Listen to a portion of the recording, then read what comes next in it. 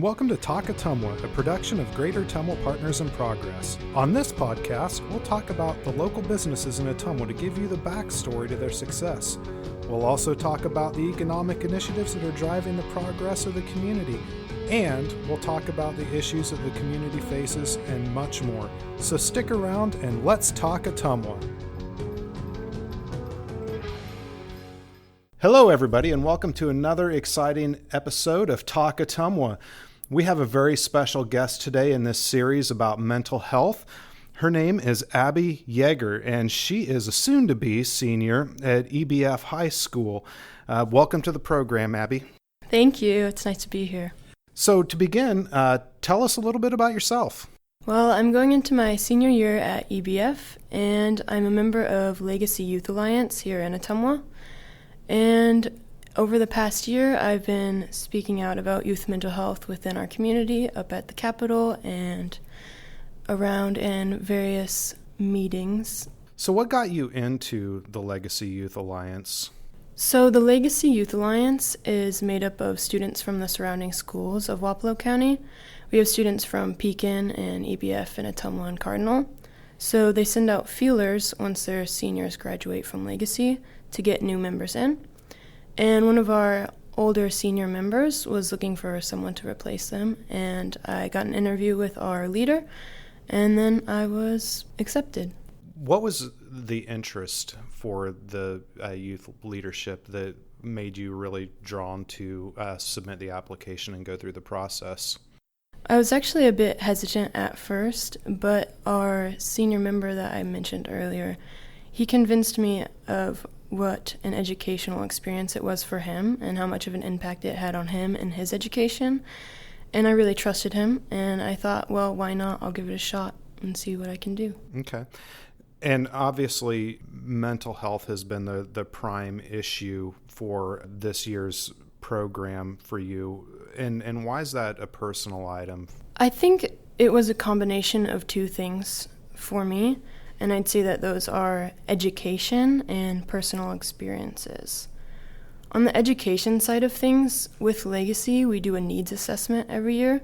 And basically that's a collection of data from the community, which highlights issues that are concerning. And so when we went through this needs assessment, a piece of data kind of stuck out to us, and that was that 20% of 6th graders and 25% of 11th graders have seriously contemplated suicide in the past 12 months within Wapello County.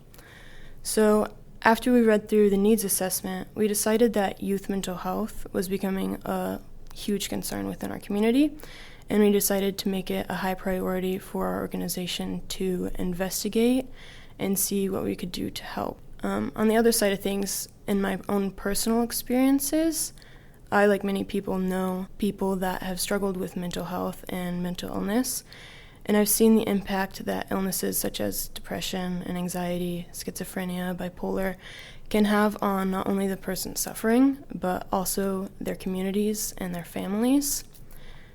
Even within my own school, I can go to the bathroom, and occasionally I can hear other students crying in the stalls next to me. And I think a big thing that spurred me on to take action was the lack of resources that my community has to deal with these sort of issues.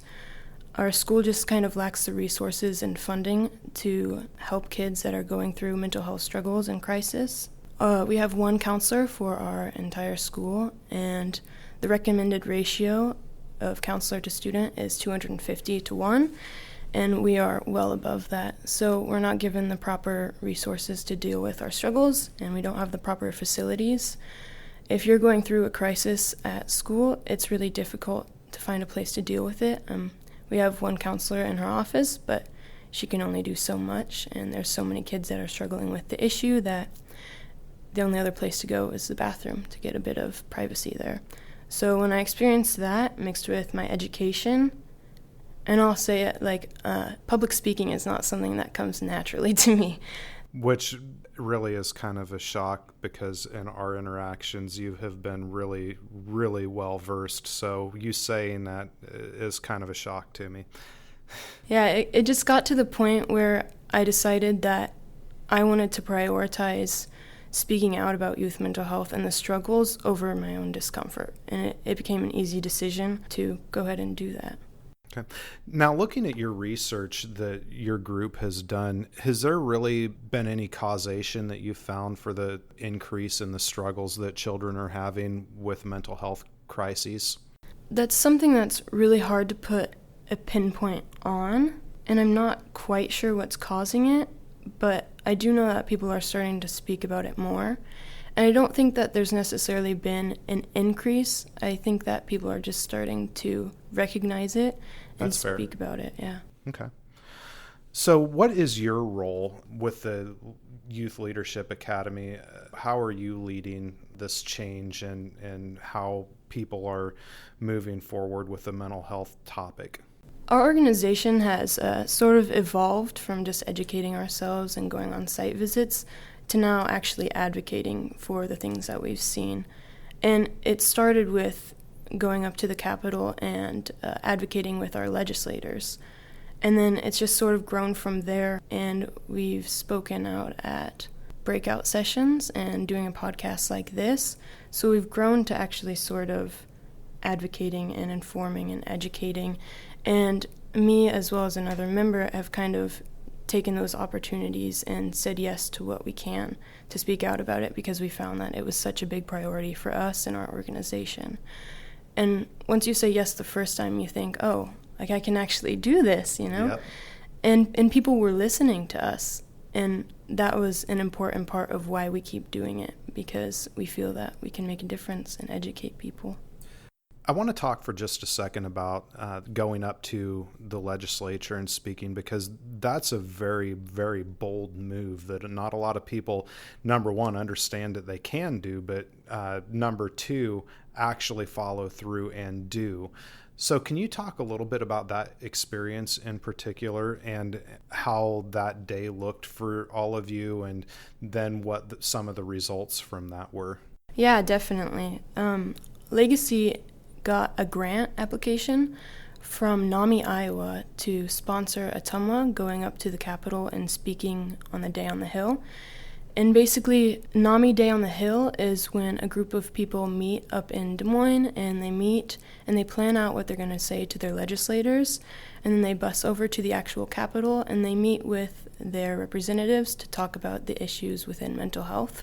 So when we got this application, we actually brought in our counselors from the surrounding schools, and we were able to take kids from Ottumwa, Cardinal, and Eddyville up to the Capitol to meet with NAMI to do this Day on the Hill.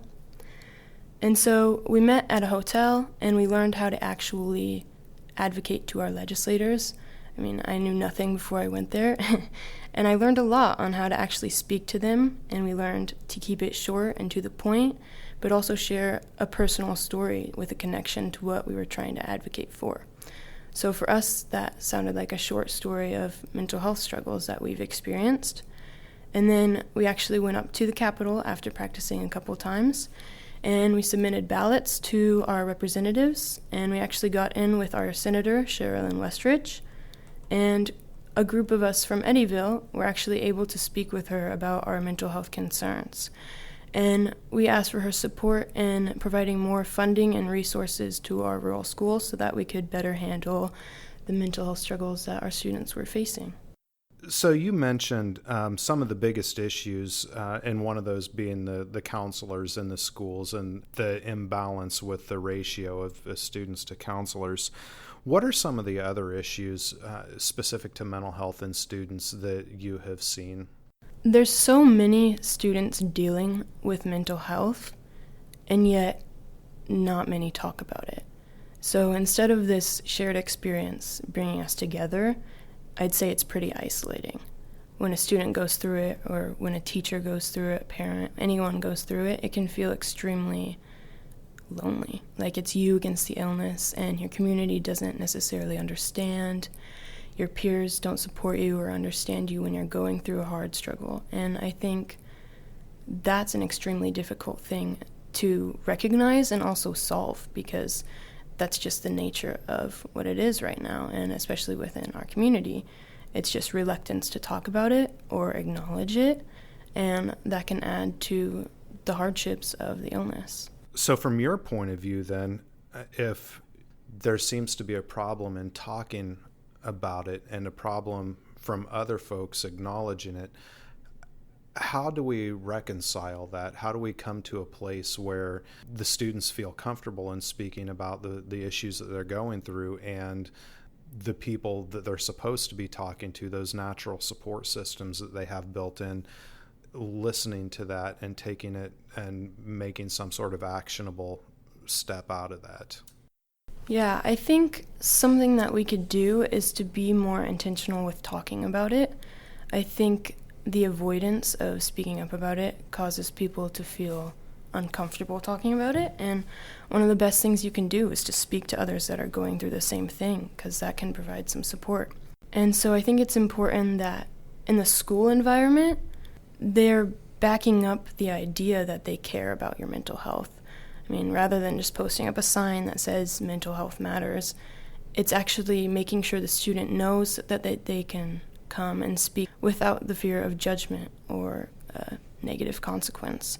I think as a family or a community, a close community, it starts with speaking about it. I mean, sharing your struggles at the right time in a healthy way, and hopefully that can help you support each other as you listen to what you've gone through. Okay.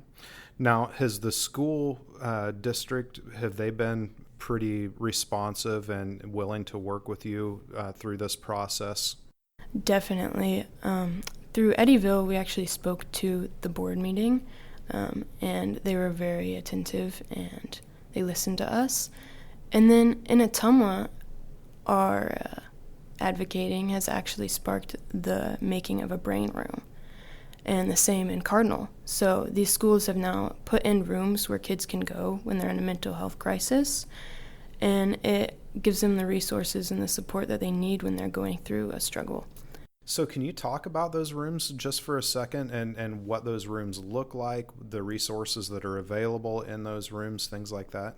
Definitely. So the room in Ottumwa is sponsored by Brain Health Now, and basically it's a room that has some private spaces in it, like big chairs that have kind of some walls so that you can be alone, but also a resource officer that's in the room, or a counselor, a licensed counselor that can watch the kids and make sure that they're all right even while they're given a moment alone to go through their crisis.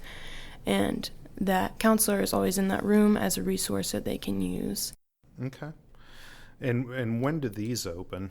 Well, the brain room in Ottumwa is actually not finished yet. I think they're aiming to open this school year, but they started work on it this past year, and then Cardinal is the same way.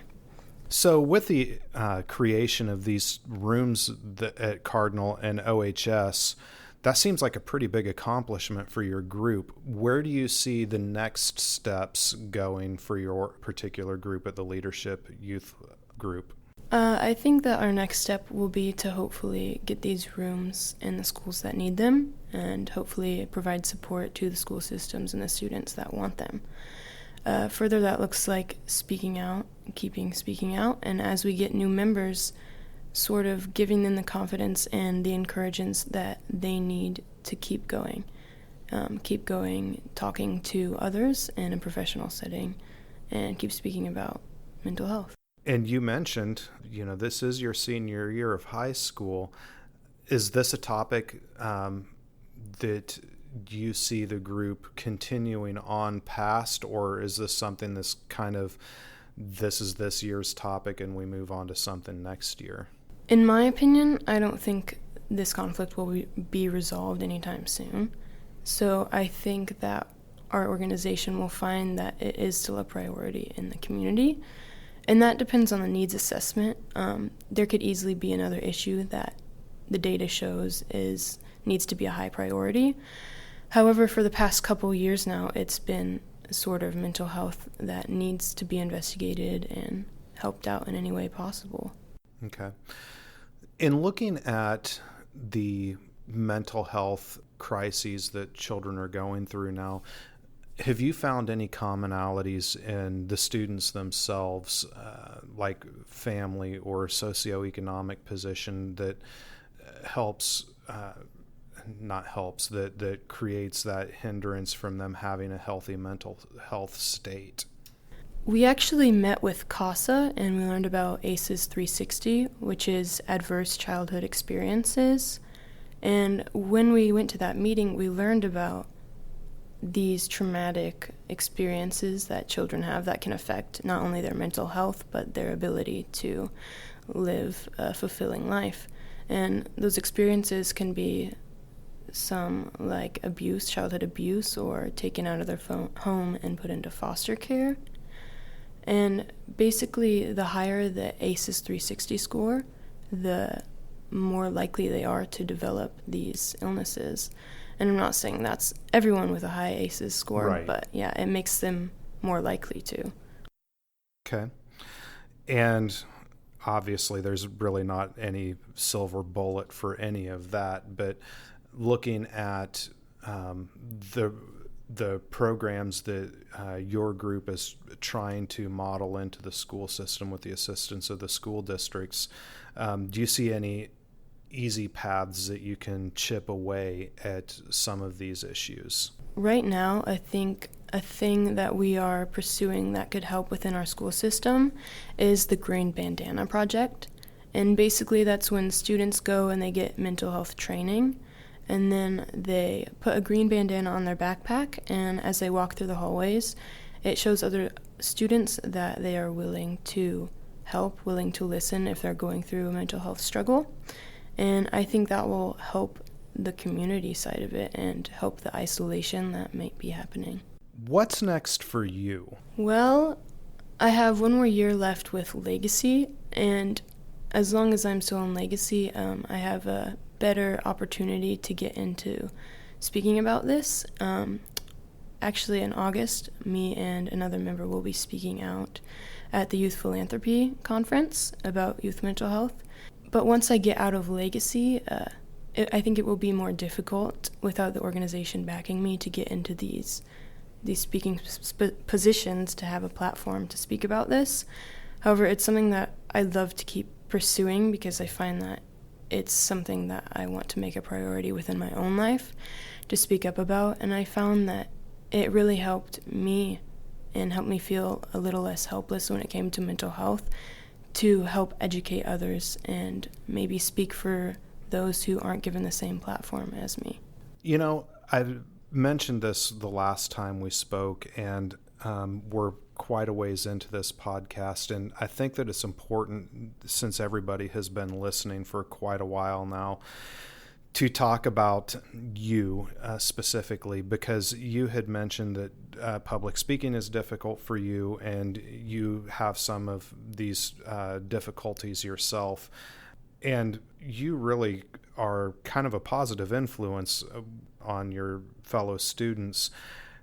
With those difficulties, how is it that you address those challenges that you have to overcome the fears, the trepidation, all of that? How do you do what you do? Because I think that makes, hearing that really makes you a good role model for those people around you. Yeah, it's extremely difficult. I mean, it's extremely uncomfortable, but I found that it's just something that is so important to me. I mean, seeing those people struggle so hard and knowing what it's like. When you're going through a mental health issue, it can be extremely hard to open up about it. And you feel the effects of the stigma, like, I can't talk about this. I can't be open about this struggle. And I think that's really harmful. And that was one of the biggest challenges that I saw, was the reluctance to open up about it. And so I just decided one day that it had big enough impact on my community that somebody needed to start talking about it. And I just told myself that it was worth it, and that if I could help make a difference, then I was going to try. What are your plans after you get out of school? Oh man, that's a hard question. I'm planning on going to college, but other than that, I'm kind of stuck. I don't know. I'm looking into maybe becoming a technical writer, but I'm not quite for sure. I do like public relations. Like, I like communicating. It's just something that's not necessarily extremely comfortable. Okay. Well, again, you're good at it. I think that that's probably a good career choice for you. So tell us some of your final thoughts on the role of your group, the school district, the community as far as mental health awareness goes. I think that there are two big things that you can do for people who are struggling with mental illness, and that is doing your best to provide support and understanding. And those are two big goals of our group, so that people who are struggling with their mental illnesses can I interrupt for just a definitely, second? Yeah. Because a lot of people don't understand what that means. What exactly does support and understanding mean when you're talking about someone who is trying to reach out and help someone with a mental health issue? Right. Giving them a space to talk about their struggles without shutting them down. And that's listening without interrupting and giving positive support as you're talking. And then on the other side of things, understanding. This one, in my opinion, is a bit more difficult. It's harder for me to exercise, but you can do it all the time. And I think it's a conscious choice. I'll give you an example here. So if you're talking to someone and you make a comment and they snap at you, and you automatically think, oh, well, that's a terrible person. Like, they're just mean. Well, there's a choice that you can make there to try and understand why they might have snapped. You can just kind of make up scenarios in your head, like, well, maybe they were anxious all day, and that one little comment I made kind of put them over the edge. And when you start to think like that, it makes you more empathetic to the people around you. It makes you more attentive to their emotions, and that can help really give a sense of understanding and kind of putting yourself into their shoes. That is helpful as well to give you some perspective as to what they're going through. Yeah, and I think that there's a big lesson in everything that you just said, in the fact that the thought process of this is about me when you're the listener is not always the right choice. You know, when somebody does have that snap, when somebody does have issues with avoidance or things like that, it's not always about you. Mm-hmm. And I think that that's one of the things that people seem to forget, is everything isn't always about them. And if you walk away from it must be a reflection of me somehow for this person's actions, then I think as a society we could probably go a little bit further than where we're at in helping each other, because it isn't always about you. Definitely. And that's a super hard lesson to learn. I heard a quote one time, and it was, "We're all so desperate to be understood that we forget to understand." That's great. I know, and it really kind of encompasses the idea that we're all struggling, but if you can kind of put a little bit of energy and focus into understanding others' struggles, then it helps make an empathetic place. Yeah, definitely. So before we wrap up here, I want to spend just a couple of more minutes talking about this, because I really think that it's exciting that it's happening. The room at the OHS and at Cardinal, the one in Ottumwa, I believe, is opening in September of 2023, correct? Mm-hmm. Will the Youth Leadership Academy be attending this event? I'm sure we will. We've gone on site visits to some brain rooms in elementary schools that we've put in, and it's pretty cool to go back to a place that you had a part in putting in and seeing the influence that it's had on the kids there. So yeah, I'm sure that we will be visiting. Okay, perfect. And I'm assuming when this is all said and done, you're going to have a lot of your fellow students, a lot of peers listening to this podcast and hopefully taking something away from it specifically. And for those students that are listening, I would remind everybody about the leadership that you have provided to your peers and how wonderful that is. What advice would you offer to them, either from the mental health perspective or the leadership perspective, for all those students that are going to be coming in behind you?